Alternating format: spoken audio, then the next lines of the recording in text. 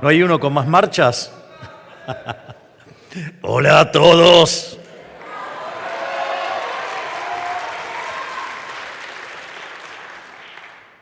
Buenos días a todos y bienvenidos a la flamante primera edición del Foro Madrid en Argentina. Es una gran alegría y orgullo para mí tenerlos aquí. Quiero saludar a todos los dirigentes de La Libertad Avanza aquí presentes y también a los líderes internacionales que han venido desde lejos para dar hoy, junto a nosotros, la lucha más noble que uno pueda dar, que es la lucha por la libertad. Y quiero dirigir un saludo especial a mi gran amigo, Santiago Abascal, que es el autor intelectual e inspirador de este foro.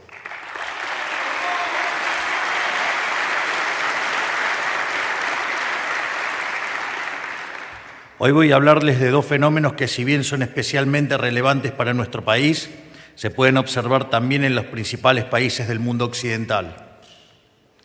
El primero es nuestro cuestionamiento a lo que nosotros llamamos el partido del Estado. Esas estructuras políticas que, independientemente de qué sello partidario utilicen, rechazan el modelo de la libertad, porque su mera subsistencia depende de ello, que no es otra cosa que lo que en la Argentina se ha popularizado como la casta.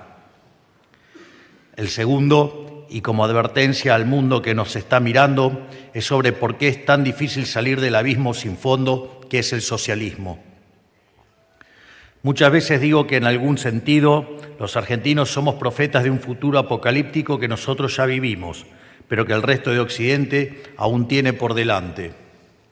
Lo digo porque, como lamentablemente en los países líderes del mundo libre, se vuelve cada vez más populares las ideas que hundieron a la Argentina en la miseria.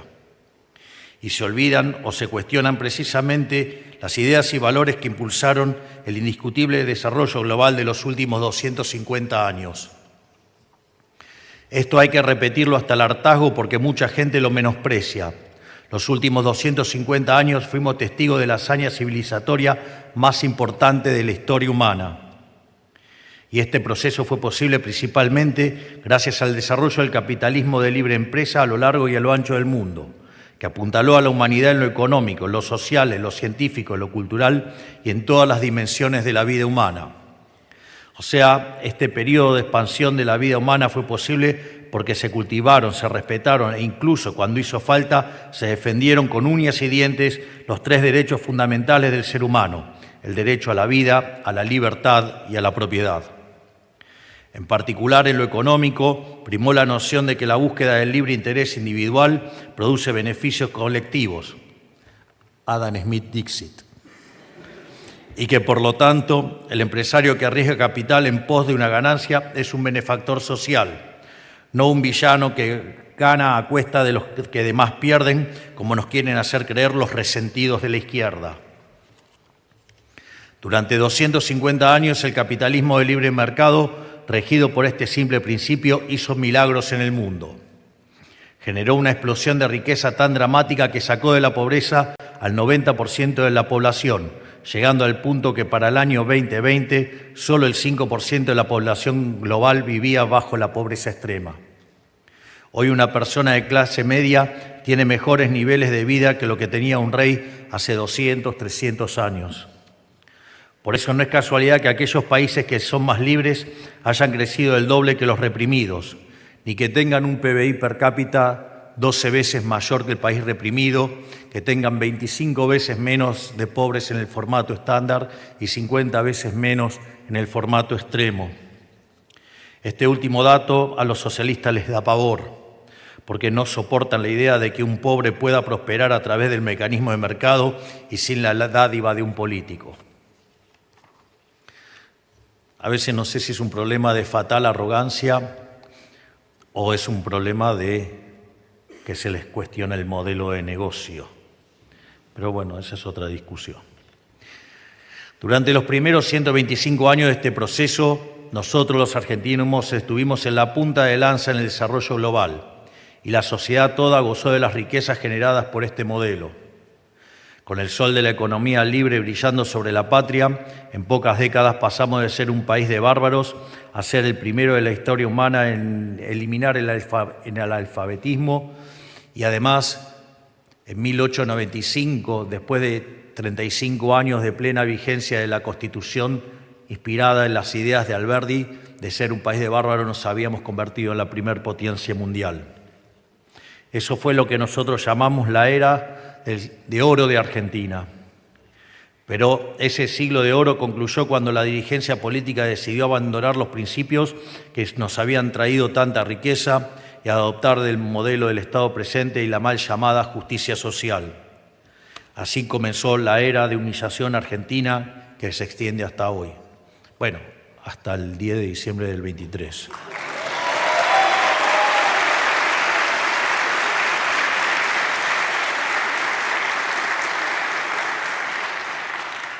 En nombre de la justicia y la igualdad, tuvimos un Estado omnipresente, controlador y opresivo que se arrogó el derecho de robarle a uno para darles a otros, de acuerdo al capricho del burócrata de turno. En nombre de la solidaridad, tuvimos déficit fiscal 113 de los últimos 123 años. Y quiero hacer una aclaración porque en esos 10 años que no tuvimos déficit financiero fue porque Argentina estaba en default. Por lo tanto, algunos que menosprecian, cuestionan o minimizan algo que no se pudo hacer en 123 años, nosotros lo logramos en el primer mes de gestión. Y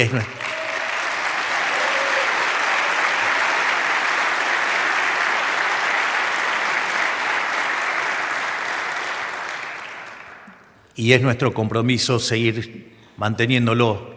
Y de hecho, próximamente estaré yendo al Congreso de la Nación Argentina a exponer lo que son las bases del déficit cero para terminar de una vez con este cáncer que es el déficit fiscal, las crisis fiscales y el desastre macroeconómico que ha hundido a la Argentina en la pobreza.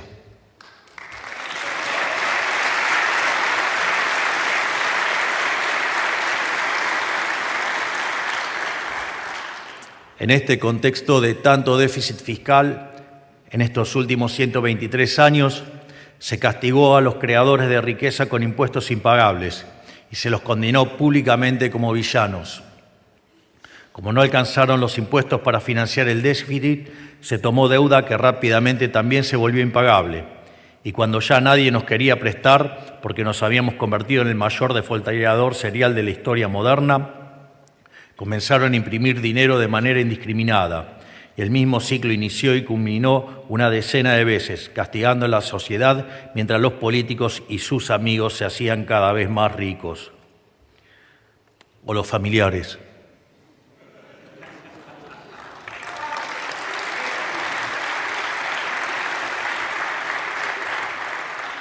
Por 100 años nos desviaron de la vía del progreso por el que el resto del mundo libre siguió avanzando. Mientras todos los países que se integraron al sistema global se desarrollaron, nosotros tiramos a la basura la posición de privilegio de la que partíamos, dilapidamos el stock que nos costó tanto acumular y pasamos de tener el PBI per cápita más alto del mundo a ser una nación donde hoy tiene el 60% de la población pobre. Y todo esto se hizo con un solo objetivo: transferir riqueza de la sociedad toda a los políticos de turno y su clientela. Eso es lo que denominamos el partido del Estado. Para entender de qué hablo cuando me refiero al partido del Estado, tenemos que separar a la población en dos grandes grupos: los pagadores de impuestos y los consumidores de impuestos. Entre los consumidores de impuestos se encuentran obviamente las ratas del poder, que en vez de ver en la política como vocación de servicio, ven una caja a la que parasitar de por vida y un medio para enquistar a su familia en el Estado como si fuera un título nobiliario, el Estado como un botín de guerra. Es curioso, por no decir indignante, porque resulta que los mismos que en la televisión se pelean como si fueran perros y gatos, en el Congreso terminan siempre votando juntos cuando se trata de joder a la sociedad. Y vaya que ustedes lo ven en el Parlamento Europeo.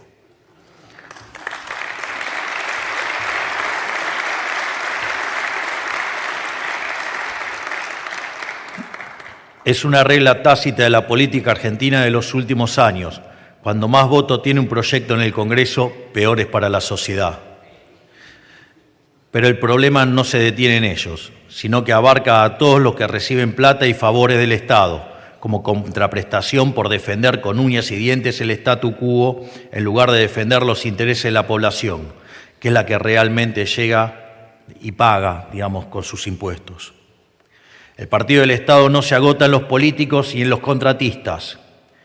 Es decir, no solo es la casta política, sino que también son los empresarios prebendarios. Pero no, claramente que la casta no termina ahí. En esta larga lista podemos encontrar a los periodistas y a los medios de comunicación, que hoy son poco más que un servicio de propaganda en venta al mejor postor. Podemos encontrar a los sindicalistas que entregan a los trabajadores a cambio de prebendas, a los gerentes de la pobreza, quienes administran asistencia social de los más vulnerables y los obligan a marchar contra sus propios intereses bajo la amenaza de cortarles el plan, o los supuestos científicos e intelectuales que creen tener una titulación académica los vuelve seres superiores y por ende todos debemos subsidiarles la vocación. Si tan útiles creen que son sus investigaciones, los invito a salir al mercado como cualquier hijo del vecino. Investiguen, publiquen un libro y vean si la gente le interesa o no, en lugar de esconderse canallescamente detrás de la fuerza coactiva del Estado. También podemos hablar de los artistas amigos del régimen, que reciben cuantiosas sumas de dinero para ir a dar recitales para 30 personas y sacarse fotos con el intendente y el gobernador. Muy interesante, días atrás, el cantante de Los Ratones Paranoicos, Juanse, señalaba que si bien él originalmente tenía una posición favorable al Estado, había visto que las cosas, algo había que estaba oliendo podrido, porque decía, no puede ser que vayas a dar un recital a Caleta Olivia con 50 personas y cobres como si estuvieras llenando el Madison Square Garden.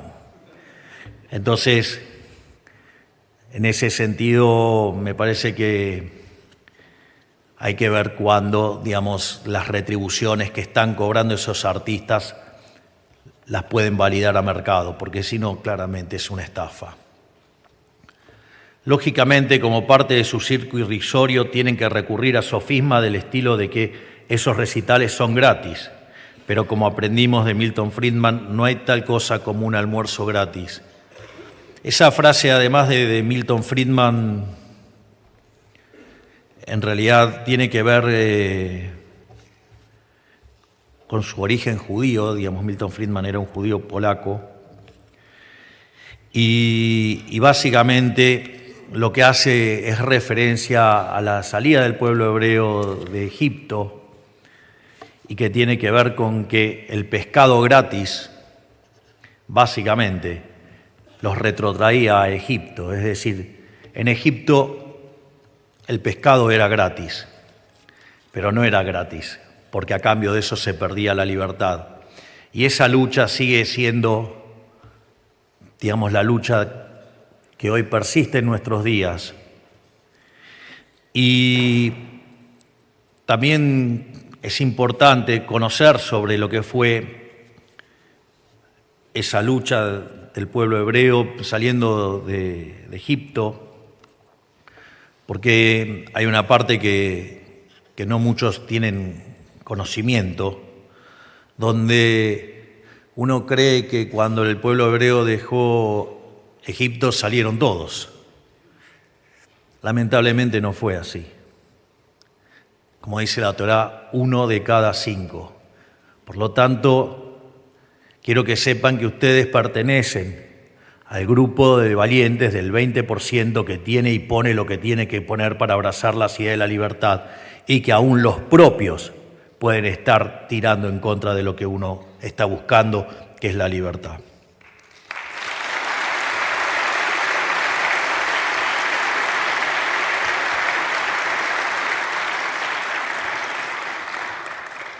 Volviendo a la lógica del discurso, también podemos hablar de los proveedores de servicios de un sistema decrépito que subsidia la oferta en lugar de la demanda. De esta manera, lo único que se logra es destrozar por completo la competencia, garantizando monopolios de amigos que brindan servicios de calidad paupérrima sin temor alguno a perder su clientela.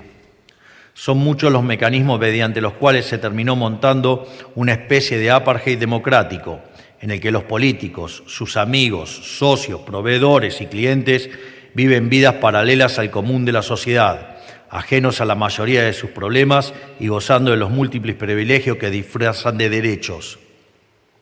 Y todo esto a expensas del sudor y la obediencia de los ciudadanos desamparados, que no tenían una silla en la mesa del poder y tienen que financiar mediante coacción una fiesta a la que nunca fueron invitados. Tiene que entenderse de una vez que el sistema de privilegios de la política y el empobrecimiento del resto de la sociedad son las dos caras de la misma moneda.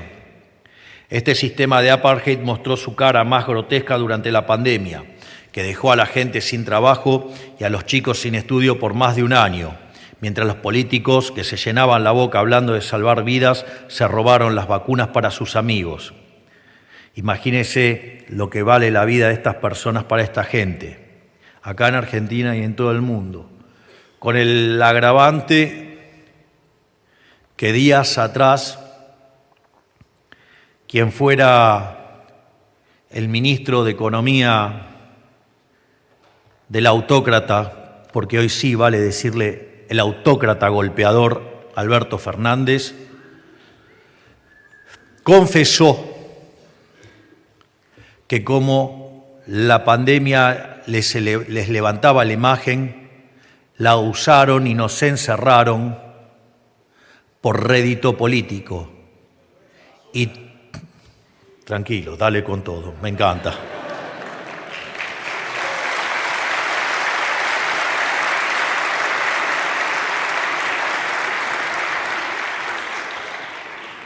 Yo esto lo recuerdo como un evento muy interesante. Yo recuerdo que por esa fecha publiqué probablemente uno de los que han sido mis mejores libros, que se llama Pandenomics. Y una de las cosas que uno notaba cuando miraba los números era que si Argentina hubiera hecho las cosas como un país mediocre, deberían haber muerto por el COVID 30.000 personas, 30.000 de verdad.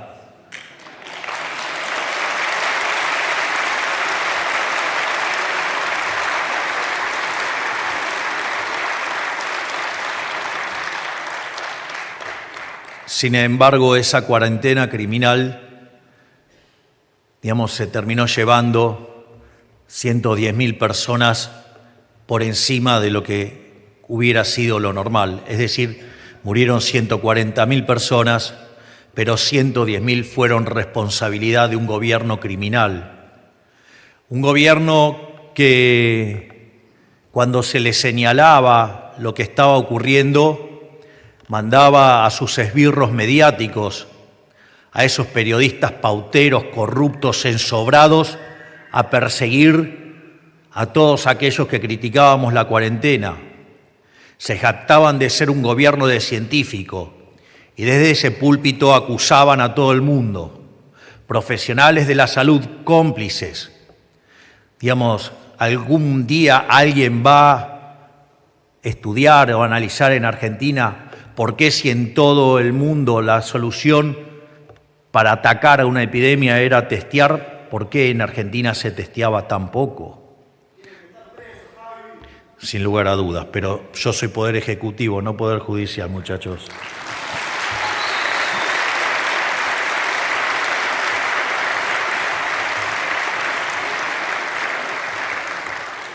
Y también son cómplices de estos los periodistas, que tanto festejaban el Estado presente, que tanto festejaban el quédate en casa, o esos delincuentes que andaban con una remera que decía la Pedro Can, que era el líder de la infectocracia y nos encerraba a todos brutalmente.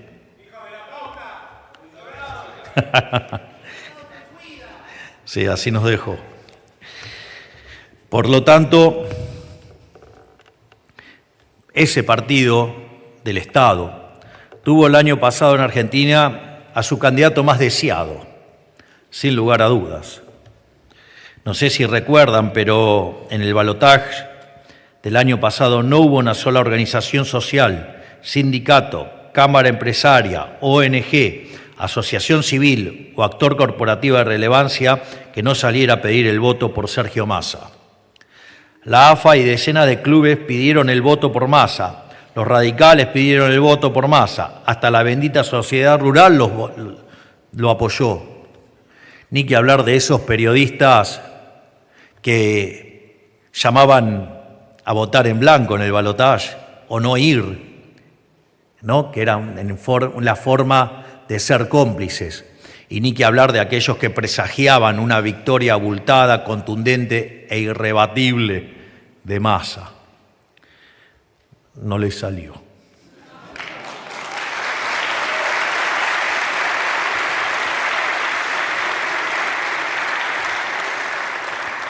Porque, en definitiva, Massa era eso, era el candidato del Partido del Estado.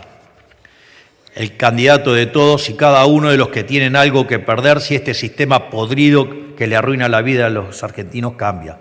Y por eso se resisten tanto al cambio, por eso tanta crítica, por eso tanto ensañamiento.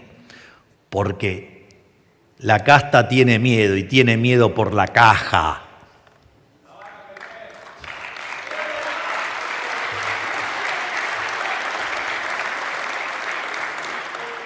Pero también ese candidato era el candidato de los cobardes, que preferían una servidumbre tranquila antes que una libertad peligrosa, que seguramente les iría mejor con el modelo de la libertad, pero fueron paralizados por el riesgo que siempre conlleva el cambio. Bueno, sí, claro. Bueno, el resto es historia conocida. El 19 de noviembre, más de 14,5 millones de hombres y mujeres libres derrotaron al Partido del Estado y sus aliados y eligieron dejar atrás el modelo que les había arruinado la vida para asumir el riesgo de la libertad, incluso sabiendo muy bien lo duro que iba a ser la transición en términos económicos, porque nosotros siempre le dijimos la verdad. Si hay algo que me pueden achacar es que siempre digo lo que pienso, y a los efectos prácticos verán que siempre hago lo que digo. Es decir, mi palabra se cumple.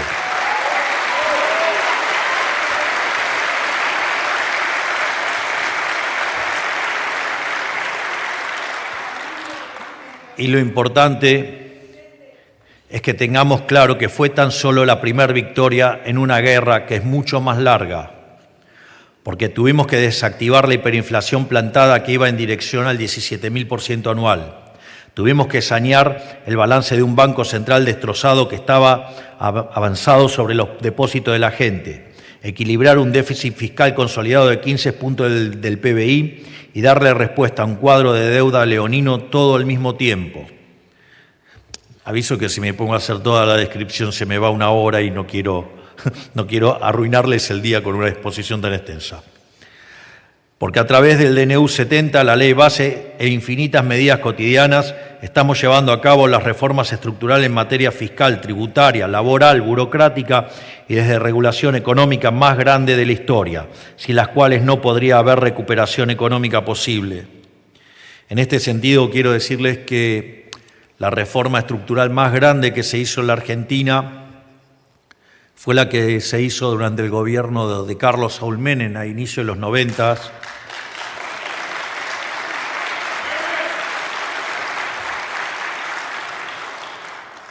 Y la reforma que nosotros hemos puesto en la cancha y que está en funcionamiento entre la ley bases y el DNU 70 es 8 veces más grande que esa reforma. Por lo tanto,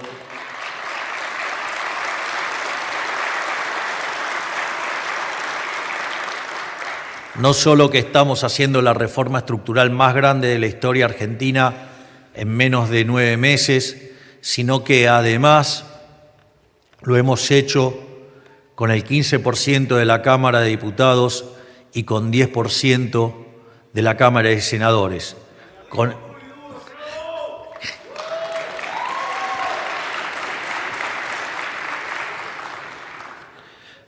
Por lo tanto, quiero que sepan que estamos comprometidos a hacer el mejor gobierno de la historia, y vaya que con lo que hemos hecho ya hemos dado más que prueba suficiente. Porque tenemos que gobernar un país en las peores condiciones económicas jamás heredadas, con indicadores propios de un país en guerra. Y porque tenemos que hacerlo siendo la presidencia con menor apoyo político de la historia, o sea, el gobierno con menos diputados, menos senadores, menos gobernadores y menos intendentes de la historia democrática, pero sin duda con el que más convicción ha mostrado a lo largo de toda la historia argentina.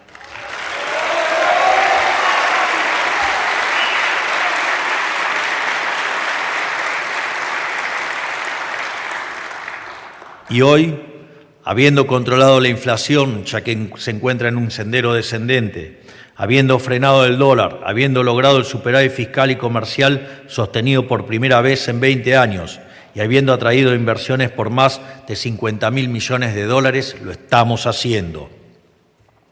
Habiendo hecho todo esto, aún así la gran mayoría de la política, del periodismo, las asociaciones civiles y demás actores corporativos ponen el grito en el cielo y nos llaman insensibles y crueles, y lo hacen en nombre de los pobres, mientras al mismo tiempo ponen palos en la rueda deseando que todo estalle. Pareciera que no supieran que el mejor programa social de asistencia a los más vulnerables es exterminar la inflación, y los que acusan justamente son los fracasados hiperinflacionarios que destrozaron la moneda en el país.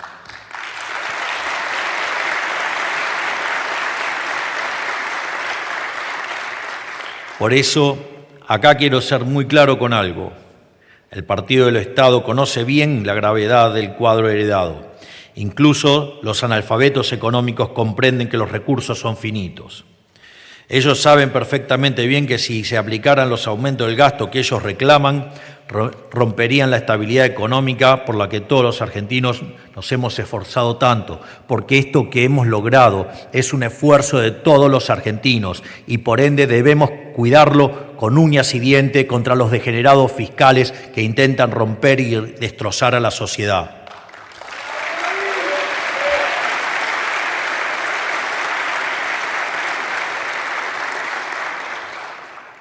Así que no se confundan. A ellos les importa un pepino los jubilados y la educación pública. Solo les interesan sus negocios con la política y la casta política.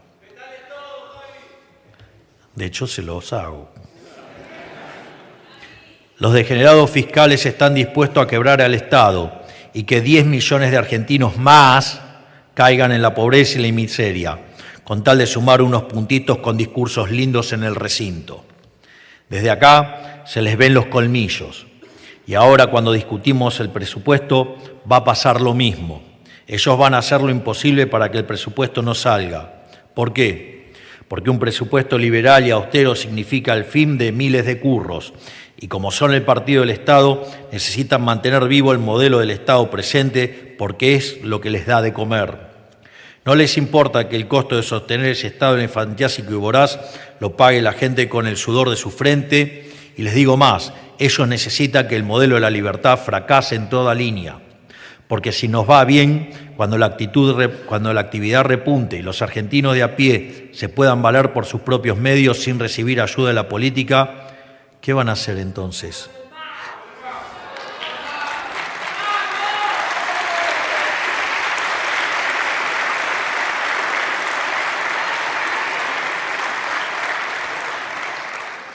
Me están expoliando el discurso. Digo, justamente no vuelven más porque nadie va a necesitar de los políticos. Y no hay nada que les moleste más en la vida a un político que un trabajador que no los necesita. Por eso, el único juego de la oposición es boicotear nuestro programa económico y no les importa cargarse a la gente en el camino. Bueno, ¿saben qué? Vengan. Nosotros estamos dispuestos a morir con las botas puestas.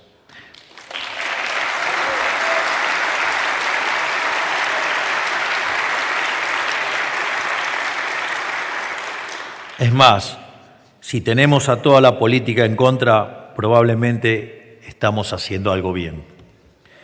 En definitiva, mi mensaje al mundo libre es el que nosotros conocemos las consecuencias últimas de a dónde lleva el camino de servidumbre. Lo hemos vivido y padecido durante décadas. Y estamos viviendo hoy, todos los días en carne propia, lo difícil que es salir y retomar la senda de la libertad. Porque la máquina de generar miseria, que es el modelo del Estado presente, se comporta como una gran cofradía de la que tantas personas, partidos, asociaciones y hasta sectores de la vida, enteros de la vida argentina, son parte interesada, que harán lo imposible para que este sistema persista. Coquetear con el socialismo puede parecer gratuito al principio, puede parecer políticamente redituable, pero a la larga siempre genera un monstruo voraz y destructivo. No por nada siempre han sido un fracaso en lo económico, en lo social, en lo cultural, y nunca se olviden que asesinaron a 150 millones de seres humanos. Por eso, como les digo cuando estuve en Madrid hace algunos meses, la batalla cultural no es algo que uno toma o abandona según conveniencia, sino que es un compromiso inalienable que uno tiene que asumir siempre, desde el lugar que le toque. No importa si uno es un laburante, un estudiante, un emprendedor, un conferencista como era yo hasta hace pocos años, o un presidente como me toca ser hoy. Y a mayor nivel de responsabilidad, a mayor nivel de influencia, aún mayor tiene que sentirse el sentido del deber. Es interesante, ¿no? Porque Santiago, con mucha generosidad, describía el impacto internacional que se está generando a partir de lo que hacemos en Argentina y obviamente como líder de este movimiento me toca estar en la primera fila y tener un nivel importante de exposición. Y obviamente que a las ratas inmundas, fracasadas, liliputienses domésticas les molesta profundamente. Y eso va desde críticas por los viajes a críticas de imbéciles que dicen que se me vota para gobernar, digamos, y no para ser popular. Habría que contarle que la inflación del 17.000 está bajando a niveles del 35 y que si limpian la inflación inducida van a niveles del 5 o 6% anual, o haber logrado el superávit fiscal, digamos, algo que nadie logró en los últimos 123 años, o, digamos, limpiar el balance del Banco Central en 7 meses cuando todo el mundo creía que era imposible, o hacer la reforma estructural más grande de la historia. Es decir, no solo estoy poniendo a la Argentina al tope mundial siendo uno de los 2 políticos más conocidos del mundo junto a Donald Trump, sino que además estoy haciendo el mejor gobierno de la historia argentina.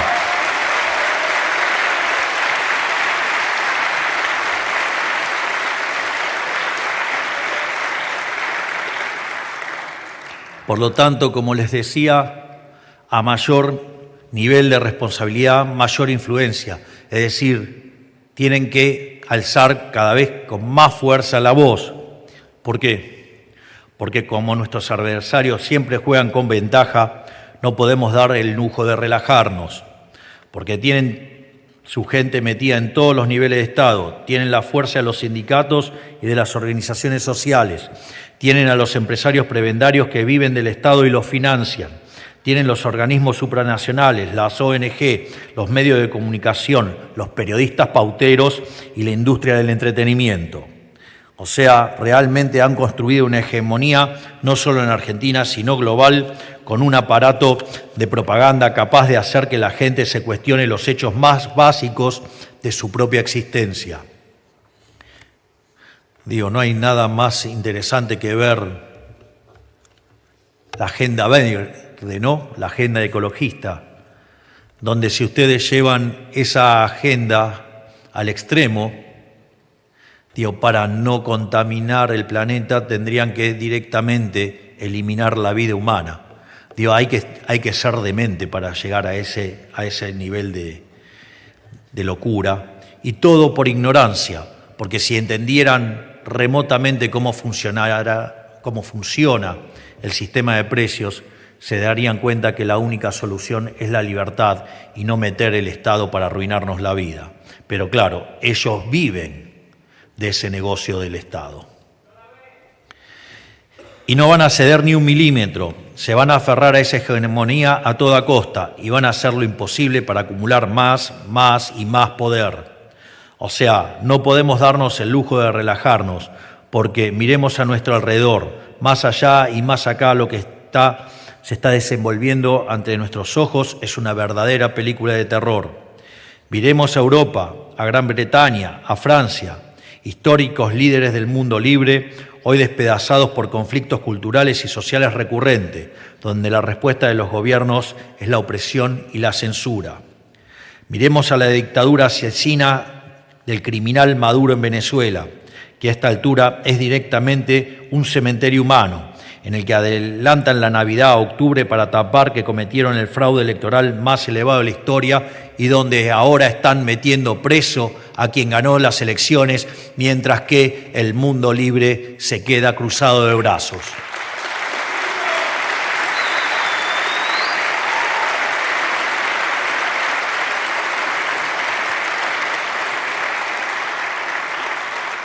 Hay que entender de una vez por todas que para que el mal triunfe solo basta con que los justos no hagan nada. Con esas posiciones tibias, políticamente correctas, o los imbéciles del centrismo bien pensante, lo único que logran es que el zurderío inmundo nos lleve por delante. Es más, todavía hay degenerados en la Argentina que tienen nostalgia por la revolución bolivariana. Y por último, miremos a Brasil, donde la justicia dicta el poder petista, ahora mismo está prohibiendo X, que no es otra cosa que la arena pública, donde los ciudadanos brasileños y del mundo pueden expresar su voz y expresar su disidencia. O sea, quieren prohibir el espacio donde los ciudadanos intercambian libremente sus ideas. ¿Quién sino un tirano que está equivocado en todo puede avalar semejante acto de opresión? Les aviso que gran parte del periodismo doméstico, como no se bancan la libertad de las redes, claman y reclaman por el viejo formato de Twitter, que tenía la censura de los woks. Es decir, claman por el derecho a la libertad de expresión, pero sucede que libertad de expresión solo para ellos y censura a los que piensan distinto. ¿Eso es libertad, muchachos? Por favor, ¿por qué no toman un rato y se escuchan solitos y ven lo vomitivo y repugnante que son tratando de hablar de libertad, mientras que persiguen a los que verdaderamente defendemos la libertad?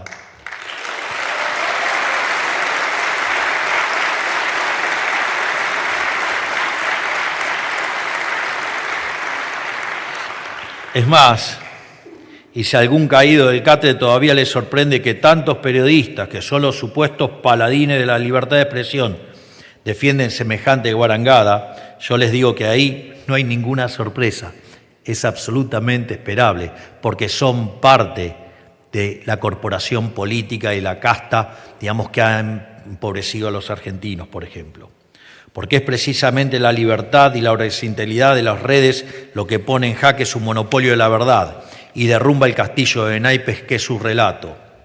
Y después son esos mismos caraduras que tratan de tonta a la gente, los que dicen que la libertad de expresión e inclusive la democracia misma está en peligro con gobiernos como el nuestro. ¿Saben por qué lo dicen? Porque nosotros nos animamos a denunciar abiertamente las relaciones carnales desde hace años, hoy entre muchísimos políticos y muchísimos medios y periodistas, o como diríamos en criollo acá en Argentina, porque tienen el culo sucio.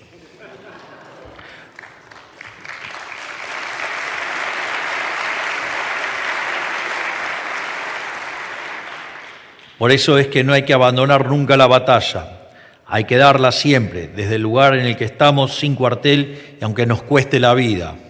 Y hay que darla tirando con el mismo fuego que tiran ellos, no prendiendo velas, ni pidiendo perdón ni permiso. Ya vimos a dónde lleva ese camino de los tibios. Porque como dicen las Sagradas Escrituras, ellos nos atacan, llenos de insolencia y de impiedad, para exterminarnos a nosotros, a nuestras mujeres y a nuestros hijos, y para apoderarse de nuestros despojos. Nosotros, en cambio, luchamos por nuestra vida y por nuestras costumbres. El cielo los aplastará delante nuestro. No les tengan miedo.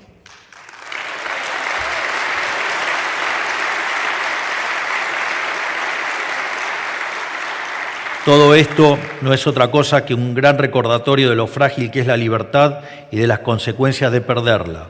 Hay que ganársela, pelearla por ella y cuidarla todos los días, porque te descuidas un segundo y te la arrebatan, y una vez que te la roban no te la devuelven más, y recuperarla se vuelve una tarea titánica como estamos viendo hoy en la Argentina. Como decía Thomas Jefferson, el precio de la libertad es la eterna vigilancia.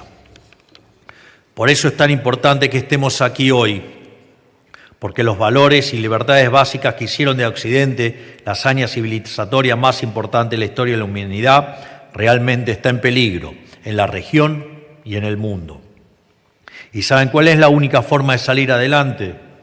Con lealtad entre nosotros, con organización y con fe en la rectitud de nuestras ideas. Solo así, a la larga, vamos a triunfar a pesar de tener todo en contra. Y por eso es tan importante tu iniciativa, Santiago, y por eso tanto te debemos y por eso tanto nuestro agradecimiento eterno hacia tu enorme tarea e iniciativa. Gracias, Santiago.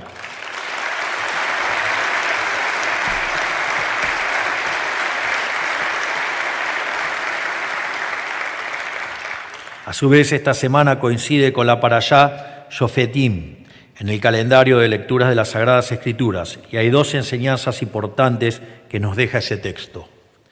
La importancia de perseguir la justicia como condición básica para una sociedad civilizada, pero la justicia de verdad, la imparcial, no la mal llamada justicia social que administran con capricho los tiranos. Y a su vez, la noción de que cuando uno sale de la guerra solo podrá tener éxito si va con fe. Aquel que carece de fe tendrá miedo y quien tiene miedo nunca podrá estar a la altura de lo que la lucha demanda. Nadie puede luchar bien si no tiene fe. Y vaya que nosotros sí la tenemos y vamos a dar la batalla y además la estamos ganando.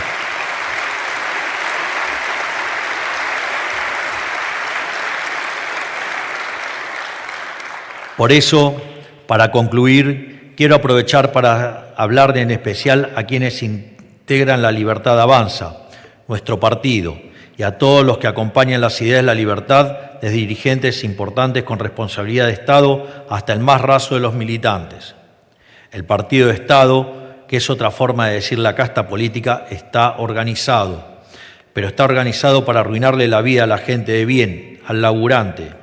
La única manera de presentarles batalla es con organización y disciplina de nuestro lado. Por eso no nos podemos dar el lujo de la dispersión ni de las peleas intestinas. Solo estando juntos podemos ser fuertes. Solo siendo leales de militante a militante y ayudándonos entre nosotros podemos defender a los argentinos de las garras del poder permanente. Trabajamos al servicio de una causa noble, verdadera y común, que es tanto más grande que cada uno de nosotros. Una causa por la que vale la pena dejar la vida. Solo abandonando nuestras aspiraciones personales podemos estar a la altura de lo que esta causa nos exige. No hay lugar para ambiciones personales. Solo así podemos ser fieles servidores de los millones de argentinos que confiaron en nosotros. Los millones que tuvieron la valentía de volver a confiar en que tener una vida mejor es posible. No les podemos fallar. Cualquier persona que no comprenda la enorme responsabilidad de pertenecer a este espacio no tiene nada que hacer en La Libertad Avanza.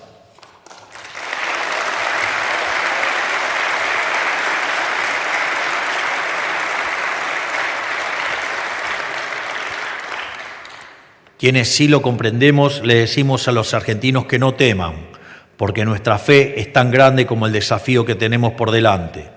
Y porque estamos dispuestos a sacrificarlo todo, a perderlo todo, con tal de dar vuelta a esta página siniestra de la historia. Con tal de cerrar una vez y para siempre la tragedia que fue esta última era de humillación argentina. Para así poder inaugurar un nuevo ciclo de oro que restaure a la nación argentina como el faro del mundo libre que supo ser. Aunque el partido del Estado haga lo imposible por evitarlo, aunque hagan lo imposible para aferrarse a este modelo que solo trajo miseria, la Argentina será libre. Los argentinos seremos libres y la libertad nos hará prósperos, porque no importa la cantidad de soldados, nunca importó. Ya lo hemos demostrado una y otra vez y lo demostraremos las veces que haga falta. Lo único que importa son las fuerzas que vienen del cielo. ¡Viva la libertad, carajo! ¡Viva la libertad, carajo! ¡Viva la libertad, carajo! Muchas gracias a todos.